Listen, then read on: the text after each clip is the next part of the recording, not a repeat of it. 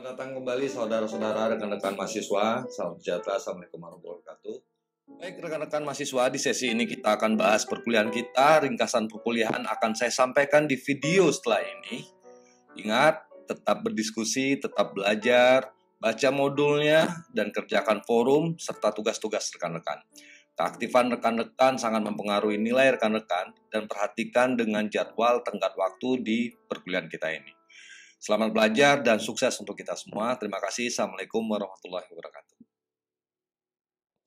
Proses dalam siklus pendapatan dapat diringkas dalam 5 tahap, yaitu proses siklus pendapatan terkait dengan pemesanan atau pesanan. Pada proses ini, transaksi pemesanan dicatat dalam sistem informasi akuntansi. Pemesanan berarti adanya pemesanan atas barang yang akan kita jual sudah dicatat sebagai potensi pendapatan. Pengakuan akuntansi secara akrual diakui juga oleh sistem informasi akuntansi sebagai potensi pendapatan. Realisasi pengakuan pendapatan pada saat pengiriman atau pelayanan direalisasikan. Setelah melakukan pengiriman dan pelayanan, maka sistem informasi akuntansi akan mencatat adanya penjualan. Selanjutnya, pada saat pelaksanaan penjualan secara tunai, maka sistem informasi akuntansi akan mencatat penerimaan uang tunai. Tetapi apabila penjualan akuntansi dilakukan secara kredit adanya piutang, maka akan masuk ke dalam modul penagihan atau piutang.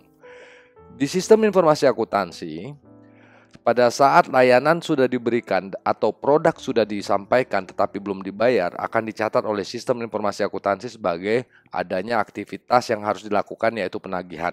Secara akuntansi juga dicatat adanya piutang. Selanjutnya tahap keempat, adanya tahapan penerimaan pembayaran pada saat piutang tersebut sudah dibayar. Selanjutnya adalah di siklus pendapatan adalah pelaporan.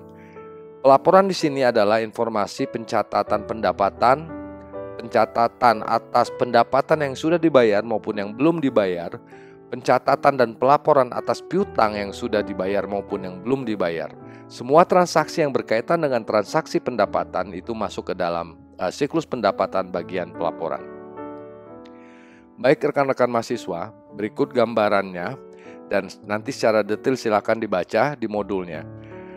Manajemen harus memastikan hal-hal sebagai berikut di dalam siklus pendapatan. Yang pertama adalah bagaimana sistem kita mendukung transaksi dan pengakuan pendapatan yang mendukung kebutuhan organisasi kita.